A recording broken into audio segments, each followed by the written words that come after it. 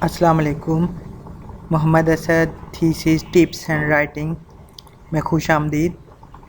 آج کی ویڈیو میں ہم بات کرنے جا رہے ہیں learn how to right a سنوپسس quick and easy format tips. Us video میں میں آپ کو بتاؤں گا کہ آپ نے سنوپسس کیسے بنانا ہے اور اس کے بارے میں کچھ ٹپس آپ کو دوں گا۔ ہم ڈسکس کرتے ہیں کہ سنوپسس کیا ہوتا ہے۔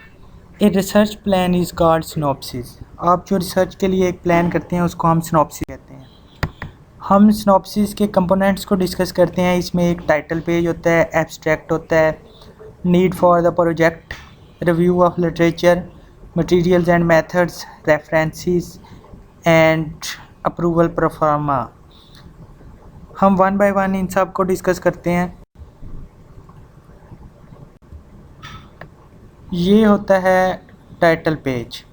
اس میں یونیورسٹی کا نیم ہوتا ہے، ڈپارٹمنٹ ہوتا ہے، آپ نے لکھا ہوتا ہے کہ آپ کا سنوپسس کس کلاس کے لیے ہے، P H D M Phil کے لیے ہے۔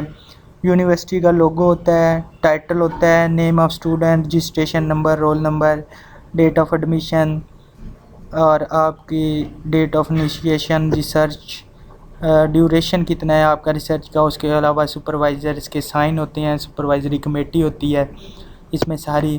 تو یہ ہر یونیورسٹی کا فارمیٹ الگ ہوتا ہے، لیکن کامن چیزیں جو میں نے آپ کو اس میں بتائی ہیں وہ یہی ہوتی ہیں۔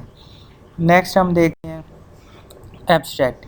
یہ ایبسٹریکٹ کا فارمیٹ ہوتا ہے، آپ نے اوپر ایبسٹریکٹ لکھنا ہوتا ہے، باقی اس میں جو بھی آپ نے ٹیکسٹ اپنا لکھنا ہے ایبسٹریکٹ کا، اس میں آپ اپنا بتا سکتے ہیں کہ آپ کے ایمز اینڈ آبجیکٹیوز کیا ہیں۔ اس کے بعد آپ اس میں اپنا مٹیریلز اینڈ میتھڈز بتاتے ہیں تھوڑا سا، اور فیوچر جو آپ نے کچھ بھی کرنا ہے، ریسرچ پلان کرنی ہے، اس کے بارے میں آپ بتاتے ہیں۔ آؤٹ کمز آپ کی کیا آ سکتی ہیں وہ آپ اس میں بتا سکتے ہیں۔ تو اسٹیٹیکل انالیسس وغیرہ اس میں آپ نے جو بھی یوز کرنا ہے وہ آپ بتاتے ہیں۔ اس کے بعد ہم دیکھتے ہیں کہ نیڈ فار دا پروجیکٹ میں کیا ہوتا ہے۔ یہ نیڈ فار دا پروجیکٹ یہ انٹروڈکشن ہوتا ہے ریسرچ کے بارے میں، آپ نے تھوڑا سا ریسرچ کے بارے میں انٹروڈکشن دینا ہوتا ہے ریفرنسز کے ساتھ۔ یہ دیکھیں اس میں میں نے ریفرنسز چھوڑ دیے ہیں، میں نے ٹیکسٹ نہیں لکھا۔ تو بتانے کا مقصد یہ ہے کہ آپ نے ریفرنس کے بغیر نیڈ فار دا پروجیکٹ نہیں لکھنا کہ آپ کو پروجیکٹ کی کیا ضرورت ہے۔ اب میں اس کی آگے اگزامپل آپ کو دوں اس طرح، جیسے یہ اب لکھا ہوا ہے، اس میں ریفرنس دیے ہوئے ہیں اور یہ پیراگراف ود ریفرنس، جو بھی بات کی ہے وہ ریفرنس کے ساتھ کی ہوئی ہے۔ اور یہ والے جو ریفرنس ہیں یہ آپ نے اینڈ پہ ریفرنسز کا جو آپ الگ ایک سیگمنٹ بنائیں گے، اس میں آپ کے یہ جو ریفرنسز ہیں یہ موجود ہونے چاہیے۔ جس طرح یہ اینڈ پہ ایک ریفرنس دیا ہوا ہے شاہ ایٹ آل، تو جو ریفرنسز ہیں آپ کے اینڈ پہ اس میں یہ شاہ ایٹ آل 2012 لازمی موجود ہونا چاہیے۔ تو ریفرنس کے بغیر آپ نے اس میں کوئی بات نہیں کرنی۔ پھر اس میں آپ نے ہائپوتھیسس لکھنا ہے، اس کے علاوہ آپ نے اس میں اپنی ریسرچ کے جو آبجیکٹیوز ہیں وہ لکھنے ہیں۔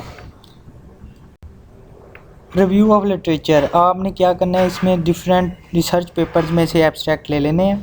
ایبسٹریکٹ لینے کے بعد آپ نے ان کو اپنی لینگویج میں لکھنا ہے کہ انہوں نے کیا کام کیا، اس کو ہم ریویو آف لٹریچر کہتے ہیں۔ جس طرح یہ ایگزامپل دی گئی ہے کہ وینگ ایٹ ایل 2019، پھر آپ نے اس کو پیراگراف کو بتانا ہے انویسٹیگیٹڈ دیٹ یا ڈسکرائبڈ دیٹ، اس نے کیا کیا کیا ہے یہ آپ نے بتا دینا ہے۔ جیسے اس کی کمپلیٹ ایگزامپل یہ ہے، سامنے لکھا ہوا ہے اس میں اس نے کیا کیا ہے، تو اس طرح آپ نے سارے پیراگرافس لکھتے جانا ہے، اس کو ہم ریویو آف لٹریچر کہتے ہیں۔ مٹیریلز اینڈ میتھڈز میں آپ نے اپنی میتھڈالوجی اور میتھڈز وغیرہ بتانے ہیں۔ اس کے بعد آپ نے اینڈ پہ اس میں ریفرنسز دینے ہیں۔ اب ریفرنسز کے بعد آپ نے ایک پرفارما ہوتا ہے، وہ یونیورسٹی کا کمیٹی کا اپروول فارما ہوتا ہے، تو وہ پرفارما آپ نے لگانا ہوتا ہے، اس پہ آپ نے سگنیچرز وغیرہ کروانے ہوتے ہیں سب کے۔